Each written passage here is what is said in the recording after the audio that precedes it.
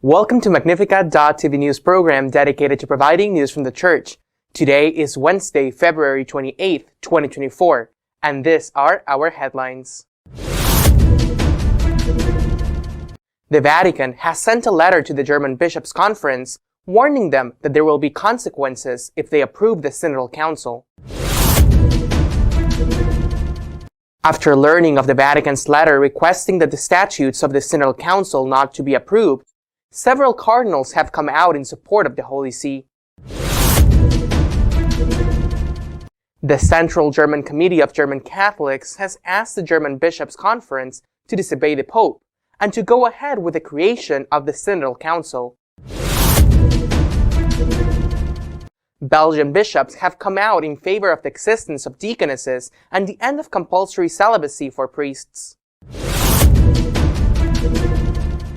Two former nuns, allegedly abused by the former Jesuit priest Rupnik, have given a press conference in Rome to explain what happened to them.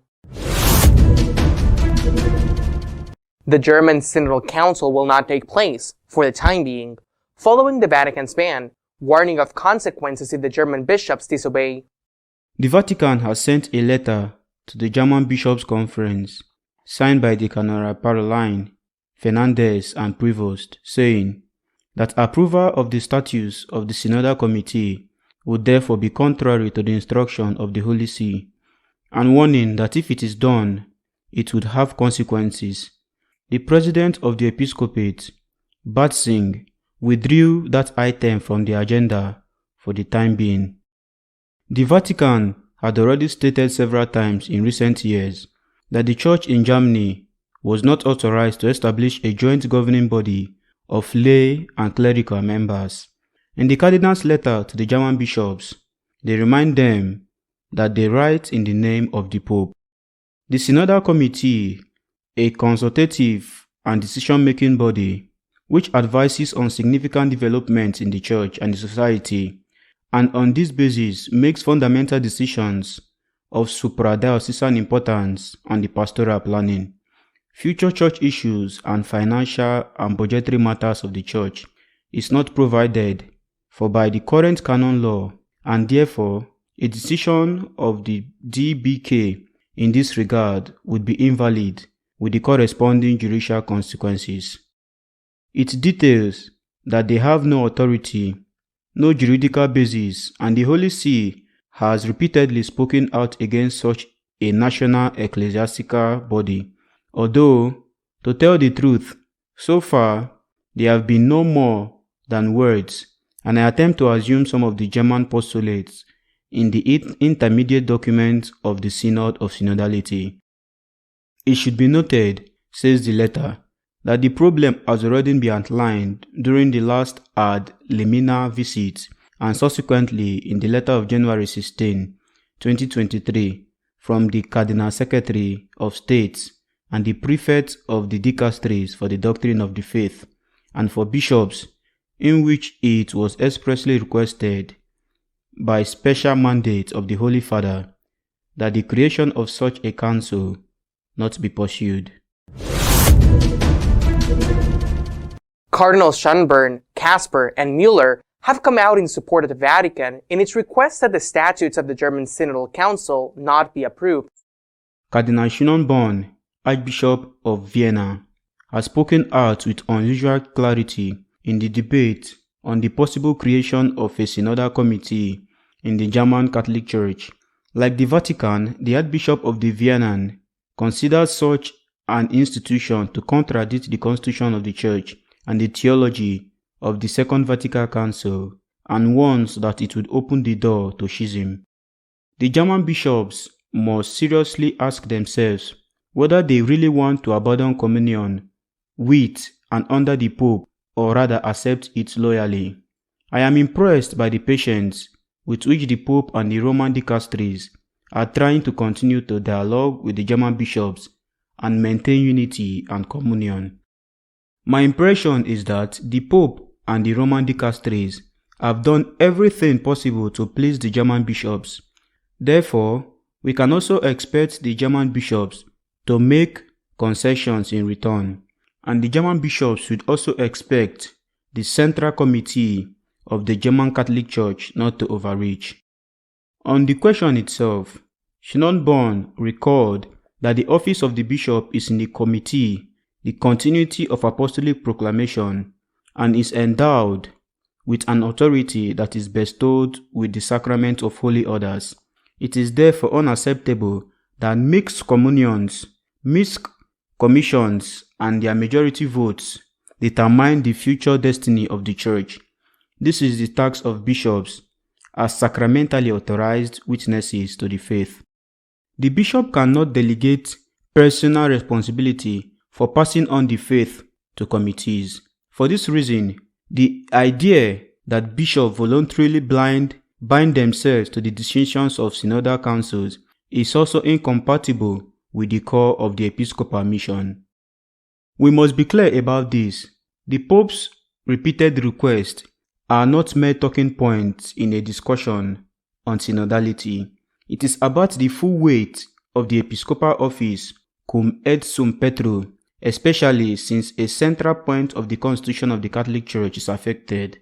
The German bishops must therefore seriously ask themselves whether they really want to abandon communion with and under the Pope, or rather accept it loyally. Refusing to yield would be a clear sign of schism that no one could wish for. Cardinal Caspar, for his part, has expressed his support for Schönborn's opinion.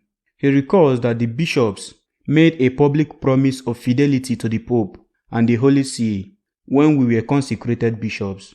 If we were to break it now, we will be completely unworthy of trust before the Church and before the world. How can the bishops delegate the central task of their apostolic ministry to bear witness to the gospel and teachings of the Church to a council, however, compose it maybe and render it to the obedience they refuse to render to the Pope? Another cardinal who has intervened in support of the Vatican is Muller. The urgency brake was thrown on at the last moment, before the train had run at full speed towards the station with no exit, says the cardinal, referring to the letter from Rome. Here, it is no longer a matter of overcoming misunderstandings through dialogue, but of putting an end to the abuse of the episcopal office.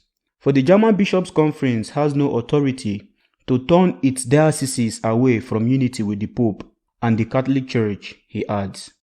Those responsible for this greatest man-made crisis of the Catholic Church in Germany since the Protestant Reformation and secularization should face an apostolic visitation.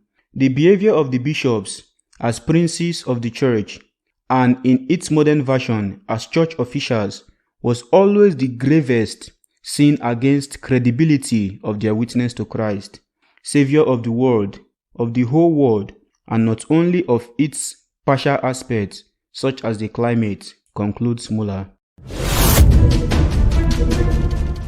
Criticism, some of it very aggressive, against the Vatican has come from the official bodies of the German laity or from people connected to them.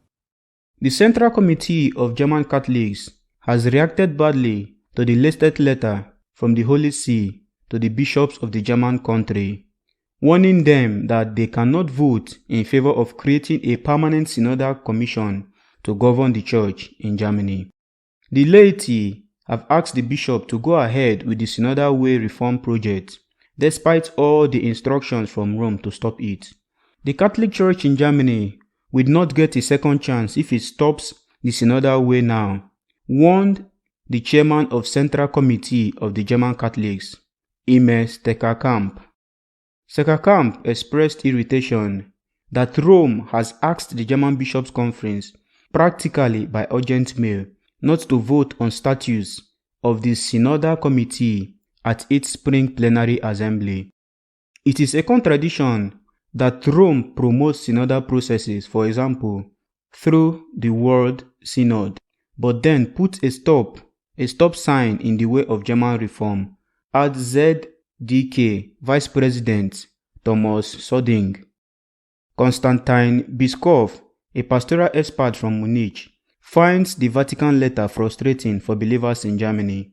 I am getting tired of being a part of a system that makes development, prevention, its core, and quenches the spirit in so many believers, says Stepan Bugerit, General Secretary of the Catholic Men's Social Service. The former president of the German Catholic Women's Association, Maria Flashback, a well-known pro-abortionist, is deeply disappointed by the Roman action. The refusal of reforms that should take place explicitly within canon law is perplexing. This shows once again that the incapacity for dialogue between the Roman Curia and the German Bishops' Conference. Andre Hem, Federal Executive Director of the Catholic institution in charge of adult education, wonders why the bishop's loyalty is always with Rome and never with the many people who struggle with the church and want change. Lisa Hodler of the Federal Association of Young Catholic Community, KJG, is annoyed, angry, and impatient. She has the impression that the restrictions and blockades are additional burdens that undermine the motivation to commit to a church with a future. For Synod Committee member Maria Klein, the Vatican takes neither the abuse crisis nor the dialogue with Germans seriously. The Belgian bishops have come out in favor of the diaconate ordination for women and the end of mandatory celibacy for priests. In view of the October sessions of this year's Synod on synodality, the Belgian bishops have defined their priorities in a text that will be submitted for discussion in the discussion groups and the assistant council of various dioceses of the country. In the development, the bishops call for reflection on the place of women in the church. They ask for a green light for certain steps to be taken by Bishops' Conference or Continental Bishops' Assembly. For example, giving increasing pastoral responsibility to women and the ordination to the diaconate need not be obligatory or universally forbidden. Ordination and not mere admission to the diaconal ministry logically implies the administration of the sacrament of holy orders to women, something that could provoke a schism in the church, given that all magisterial pronouncements on the matter have been contrary. The Belgian bishops state that the obligation of celibacy for priests and deacons who are widowed has been questioned for a long time. They call for the ordination to the priesthood of viri probati, that is, married men who are suitable for the priesthood because of their lifestyle. For this part, Cardinal Hollerich, Archbishop of Luxembourg, has again insisted on the need to suppress celibacy among priests because, according to him, its existence leads many to lead a double life, and if it were suppressed, they would live openly their sexual relations. It is assumed that this would also affect those who have homosexual relations. Two of the alleged victims of the former Jesuit priest Rupnik have given a press conference in Rome, accusing the church of passivity and tolerance of what happened. Two of the victims of Father Marco Rupnik, the former Jesuit accused of having sexually and spiritually abused some 20 nuns, gave their testimony during a press conference held in Rome. The Holy See Press Office reacted by assuring that the Doctrine of Faith is still investigating the case. Mirjam Kavok and Gloria Branicini narrated the story, lived in the Loyola community, an institution of which Father Rupnik was the confessor in the early 1990s. Today, we have told our story. Our desire is that the truth be recognized. The evil we have suffered, that we also be given visibility because we are many. But ask us to keep silent, to disappear in some way. They discredit us, and this is not acceptable, said Branciniani. Both gave all sorts of details of the former Jesuits' abuses, which were not only of sexual nature, but also of authority and manipulation of conscience. Kavok said that when Father Rupnik was removed from the Loyola community in the fall of 1993, it was a liberation, but the seed of abuse remained in the community, and our personal freedom was increasingly restricted. which is why she left the institution in 1996. For its part, and the Holy See Press has reported that in recent months, following the commission received from the Pope, the Dicastery for the Doctrine of Faith has contradicted institutions involved in various capacities in the matter to receive all available information on the case. On October 27 of last year, the Pope charged the Dicastery with re-examining the case, having decided to waive the statute of limitations to allow a trial to be held. He made this decision following reports sent in September by the Pontifical Commission for the Protection of Minors to the Pope about serious problems in the handling of Rupnik case and the lack of closeness to the victims. It should be recalled that the Diocese of Rome assured that the process against the former Jesuit had been irregular and that he had been treated unjustly, something that provoked the indignation of the victim, who had to remember that Francis had not received them, despite having requested it, and that the pontiff has received other victims of abuse, including some who later the justice system decreed that they were not properly victims. Rupnik was sanctioned with excommunication by the Doctrine of the Faith for having given absolution to one of the nuns with whom he had sexual relations. Almost immediately, this excommunication was lifted, but it is not yet known by whom. After much criticism, he was expelled from the Jesuits and remained a priest incardinated in a diocese in Slovakia. He is a well-known artist whose mosaic decorates, among many other places, the facade of the lower church of the Sanctuary of Laudes, or the one dedicated to Padre Pio in San Giovanni Rotondo, where this saint is buried. Our editorial this week is dedicated to commenting on the Vatican's letter asking the German bishops not to approve the statutes of the Synodal Council. The plenary assembly of the German Bishops' Conference, which was held this week in Augsburg, received a surprise just before it began. As such a surprise, unexpected, but also shocking. A letter from the Vatican. A letter from the Vatican signed by the Secretary of State and by the prefects of the dicasteries of the Doctrine of the Faith and of bishops. A letter which was addressed to ask the German bishops not to process the statutes of the so-called Synodal Council. Statutes that, had been approved, they would have led to the creation of this council, in which the bishops have a voice and vote, but also have voice and vote the laity who intervene in it, and who possibly would even be in the majority, in a number greater than of the bishops. Naturally, this would have meant introducing democracy in the Church, and would have been followed immediately and automatically by the equivalent councils, both in the dioceses and in the parishes. The Church in Germany, diocese or parish, would have been run by the laity, and the bishops would have been one more in the whole democracy in the Church. The Vatican has been saying this for a long time, since the beginning of the German synodal path. It has been saying that it cannot be accepted, that it is unacceptable. Why? Because the mission of the priest, linked to the priestly ordination, linked to the sacrament, implies three conditions, three characteristics, what they call the priestly munus, the mission to govern, the mission to educate, and the mission to sanctify. Only the bishop who has the highest degree of the priesthood, the priest as the collaborator of the bishop, only they can govern the diocese or the parish, or in the case of the Pope, the Church. Only they alone can sanctify in the sense of celebrating the sacraments, which are the principal sanctifying instrument that the Church has, and only they can teach in the sense of having the ultimate responsibility for teaching.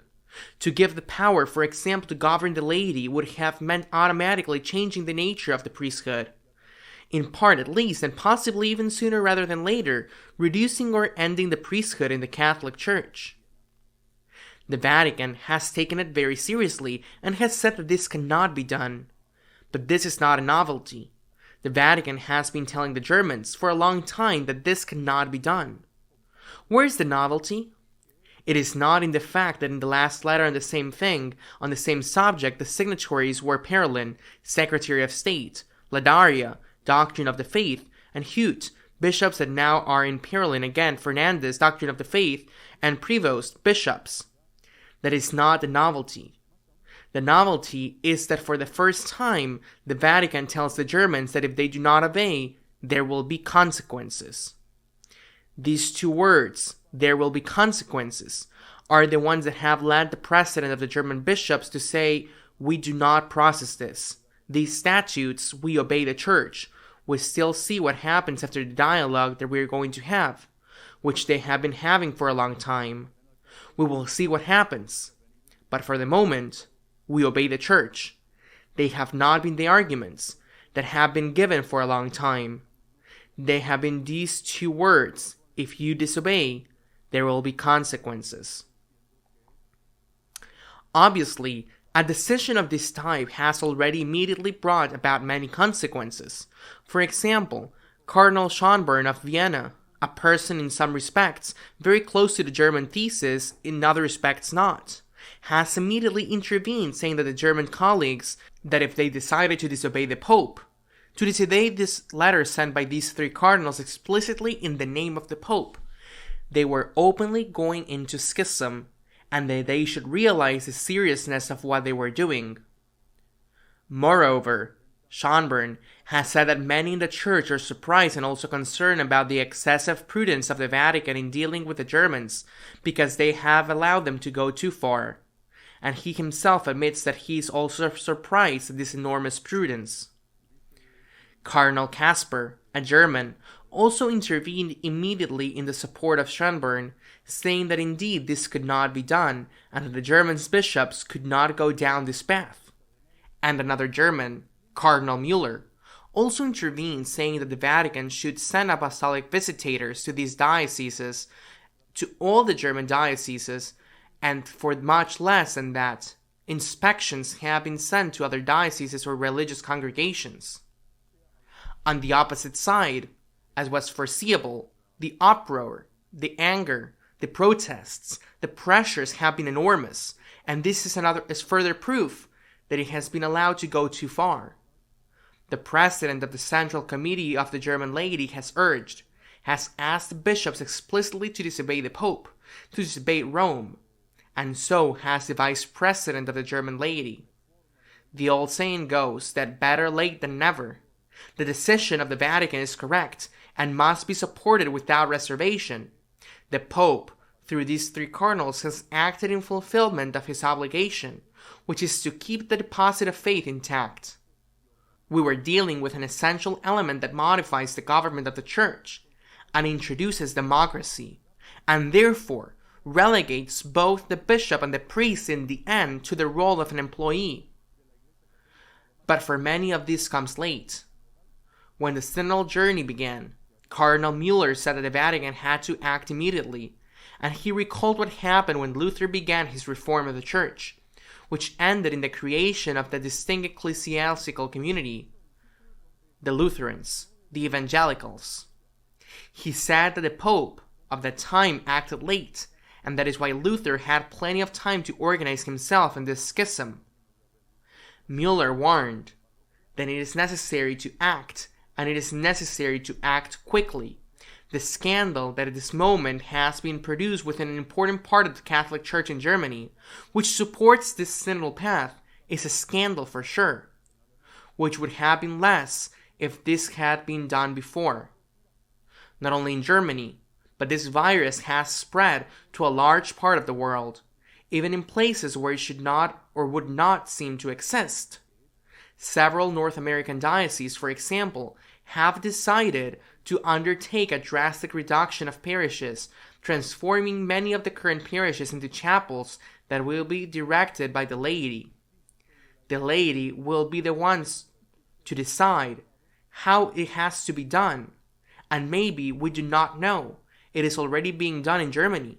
They will also decide what the priest has to preach, who will become in fact an employee, a level similar to the cleaning lady who cleans the temple.